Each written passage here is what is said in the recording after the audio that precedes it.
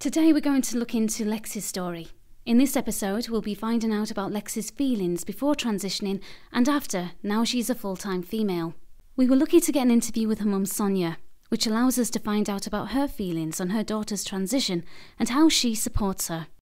My name's currently Dan. I'm 17 years old and I'm planning to go full-time female in August. It was actually fairly recently that I've really started talking to people about being transgender and wanting to transition. I actually only told my parents a year or two ago, and so the ball was started rolling from there. I told my dad first of all. It was actually quite an awkward conversation, but after that he was really accepting. I've got a huge support group that I didn't even know I had really since transitioning. My family are great. I'm on a course and the people there are absolutely fantastic. Lexie's name, previous name Daniel Alexander, so we did think about Danielle, but that was perhaps a little bit too close, not enough of a difference, much too easy just to still say Dan or Danny. So Alexandra, I do like the name Alexandra, and I really love the name Lexie, so that just seemed to work really quite well. There wasn't a very clear point at which we just knew that Lexie was transgender. It was more a process of a gradual realisation. It was apparent over a year ago, and really prior to that, that there were some serious issues that we didn't understand. We didn't really know what was wrong, but we knew something was wrong. I think Lexie clearly found it difficult to talk to us as parents about something that would be so private, so intimate. And I think as well, Lexie was very confused about how she felt. So I think there was a certain amount of just her not wanting to think about it and even consider it, but to maybe just ignore it, hide away from it. We probably first realised that she did knew she was transgender, and I would say that was probably about 9 months ago. Fortunate really in that I was quite well informed about transgender. My degree is psychology and I was teaching a subject about gender as it happens. What I'm saddened about is that I hadn't appreciated what Lexie was going through, because I clearly could have put her mind at so much rest if I'd have known that, but sadly I didn't. So I do feel that's something where schools in particular can help with in terms of personal development, and it should be incorporated into the curriculum, because one of the biggest problems was that Lexie hadn't realised what it was she was feeling. She just knew something was wrong, something was off, maybe, as she put it at the time. I think with knowledge, that whole thing could have been avoided. As far as discrimination is concerned, so far everybody has been really supportive. Lexie has some fantastic friends. Friends she went through school with have been brilliant. They still see Lexie, still come round. Another group of friends come round very regularly. So in terms of discrimination, we've been actually so far very fortunate. I taught at the local school for a number of years. I'm also aware that Cumbria as a county actually is one of the most discriminatory counties. So I am aware of those things. So yes, it is a big concern. It is a worry.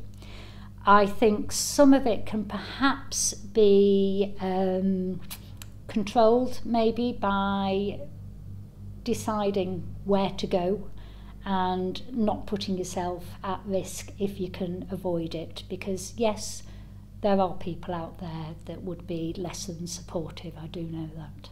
One thing I found with Lexie is there's been a huge change in terms of confidence and I would say personality. Clearly it's the same person, so there must have been a lot of repression going on, a lot of withdrawal. from the world. So what I'm seeing now is a much more outgoing and much happier person, which has actually made me more confident that Lexie will do well with any chosen career. I think if the career would be in media in particular, I think that's a very supportive area to be in. So I think it will depend, you know, on what environment she goes into, but I'm actually a lot more confident now that Lexie will do well, whereas I was quite concerned before.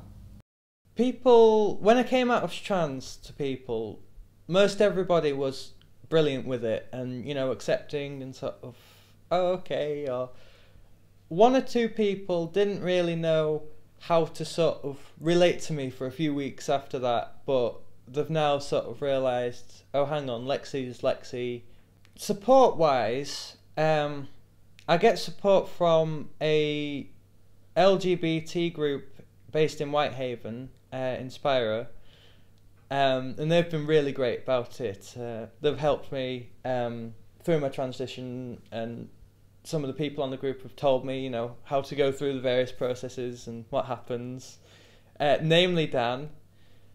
And any other groups, not a specific LGBT group, other than the one in Whitehaven. Growing up in the wrong body, waking up every day to a body that doesn't feel right, that doesn't really feel like it should be yours, isn't a nice feeling at all. It's some days you can sort of cope with it, and then you get the off days where you wake up and you see yourself in the mirror and you just think, no, I don't like you, basically. And it's a horrible feeling to wake up in the morning, and it's taken me to places that I don't even want to go to ever again. Since I'm now Lexie, there has been an instance of hate crime already, and it was just on the train, and it was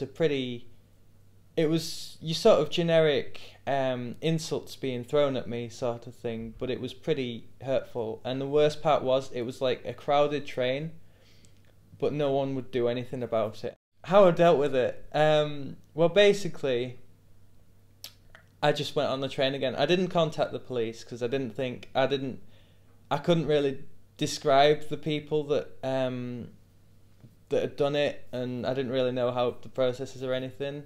I mean, my friend was on at me for telling the police, but I decided if it would happen again, definitely. My state of mind has changed, I'd say quite dramatically, actually. I'm a lot happier in myself. I mean, before I went full-time, I was sort of a lot more reserved, but I sort of put on a happy face, so no one would know, but it was inside, it was a turmoil, but now it's sort of lessened to an amazing degree.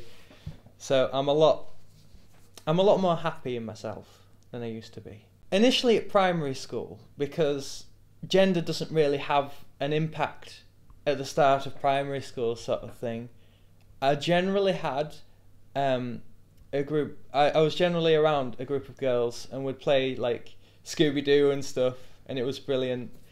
But when I started growing older, and people, it's sort of like there's this big barrier that's put into place, this big social barrier that's like, you can't really do that in the society sort of thing. And I sort of withdrew into myself because I couldn't, when I'd sort of hear groups of girls talking and stuff, and I could relate to a lot of what they were saying, but I couldn't say that I did that without getting even more bullied at school than I already did. I still feel very envious about other girls and cisgendered girls, and especially at school, I could just, I'd sort of look at the girls and think, why couldn't that be me? Why do I feel this way? And to be honest, I didn't have a name for it. I didn't recognise what it was until later on, until actually after my high school years. But the feelings were all there of how envious I was. At school, I was generally in all the various classes, and there wasn't like a particular gender label to the class. I did end up in textiles at one point. It was at the recommendation of my woodworking teacher, and he thought that I could deal with some textiles because they deal in designs more, but because it was like a girl-dominated class, I was actually fine with it. I couldn't show that because obviously I was supposed to be a lad, and you can't like that sort of work in school. I think that because I am in love with technology, and my room's full of computers and various different devices, I don't think that it should have a gender labelled onto it, because generally it is thought that technology is a and it is kind of, or at least it's known to be a male-dominated area, but it's not limited to males only. It's like any job, guys can do it or girls can do it. To someone that was just starting their transition or thinking about starting it, do it, go full-time as soon as you can. I can't begin to describe how much you really should go full-time straight away, and don't wait, because the more you wait, it's a lot longer, because with the hassle I'm going through the gender clinics, it's just you have to do it as soon as possible to get results. We have just seen how Lexie has been feeling about her transition over the past year, as well as the kindness of her family with the support they have provided and are going to provide in the future for her. In the next episode, we'll be finding out more about Dixon's journey.